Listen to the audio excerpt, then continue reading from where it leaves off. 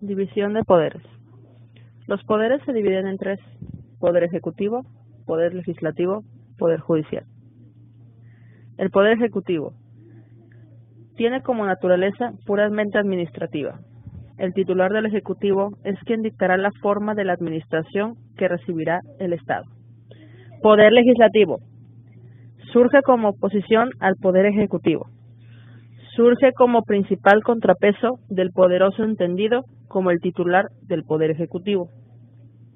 Redacta las leyes y normas generales que rigen al pueblo en cuestión. Poder judicial se encarga de impartir justicia, quitándole al poder el soberano. Órgano excesivamente técnico y síndico, por lo que está sujeto a una regulación especial. La separación o división de los poderes del Estado es una característica esencial de la forma republicana de gobierno. Consiste básicamente en que la autoridad pública se distribuye entre los órganos legislativo, ejecutivo y judicial.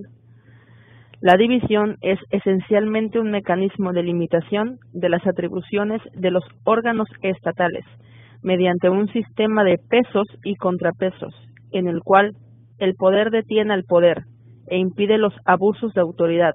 De modo bien puede decirse que la división de poderes obedece a preocupaciones de libertad, tanto como a exigencias técnicas del ejercicio de gobierno.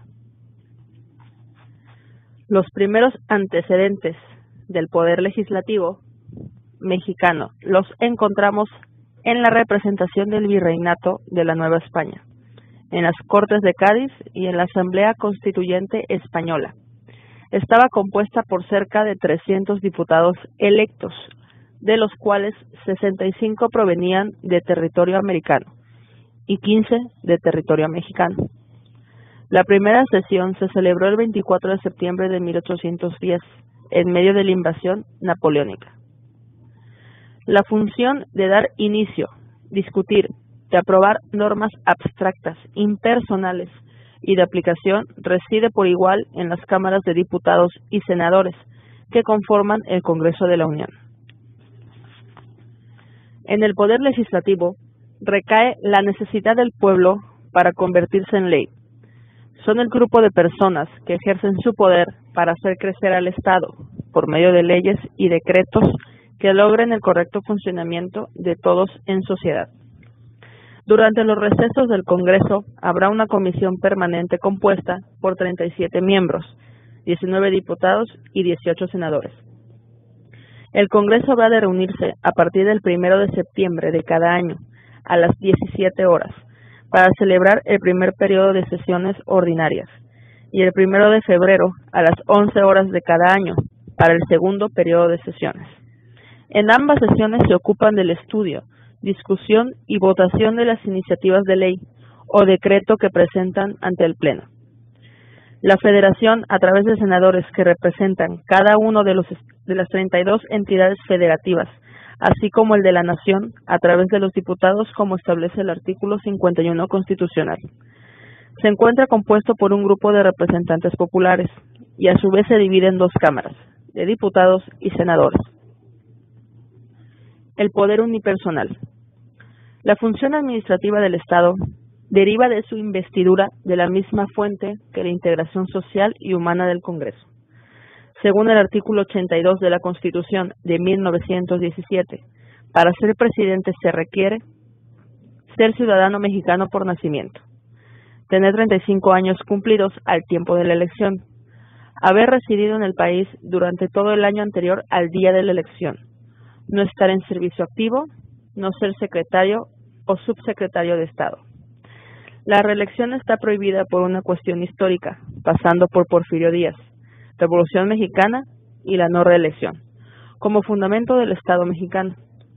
El último vicepresidente de México fue José María Pino Suárez, quien fue el vicepresidente de Madero, y fue muerto con él por Victoriano Huerta. A partir de ahí quedó suprimida esta figura, porque en palabras de José López Portillo, ningún mexicano debe estar a una bala de distancia de la presidencia de la República. La teoría del presidente inició con la Constitución de los Estados Unidos, al nacer jurídicamente el término de federación, cuando el poder legislativo y el poder ejecutivo se reúnen en la misma persona o el mismo cuerpo, no hay libertad. Las facultades del presidente, como establece el artículo 89 de la Constitución, son promulgar y ejecutar las leyes que expide el Congreso de la Unión, remover libremente a los secretarios del despacho, nombrar los ministros, agentes diplomáticos y cónsules generales con aprobación del Senado, nombrar con aprobación del Senado a los coroneles y demás oficiales superiores del Ejército, Armada y Fuerza Aérea Nacionales, preservar la seguridad nacional en los términos de la ley, declarar la guerra en nombre de los Estados Unidos mexicanos previa ley del Congreso, dirigir la política exterior y los tratados internacionales, tener el poder de convocar al Congreso a sesiones extraordinarias, cuando se llegue a un acuerdo con la Comisión Permanente. Las leyes determinan las relaciones entre las entidades paraestatales y el Ejecutivo Federal, o entre estas y los secretarios del Estado. El Poder Ejecutivo, en su concepción funcional, suele adjetivarse también con la denominación de Poder Administrativo, es decir, tiene la función de administrar el Estado. Poder Judicial Federal. Es el encargado de mantener el cumplimiento de las leyes mediante órganos de su competencia. Tiene facultades que no poseen otros poderes. La Suprema Corte de Justicia otorga defensa del orden establecido para la Constitución Política de los Estados Unidos Mexicanos. Se divide en Sala Civil y Penal y Sala de Asuntos Administrativos y Laborales. La Suprema Corte de Justicia y el Consejo de la Judicatura Federal han sido creadas para dar forma a un poder del Estado que necesita renovarse.